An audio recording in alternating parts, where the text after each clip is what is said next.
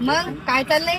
काय नाही मग लावण टाकत कशाची ताकद लावायला औषध नाही राहिलं आमच्या, काहीच नाही राहिलं. खाऊन जेवली नाही का? नाही ना.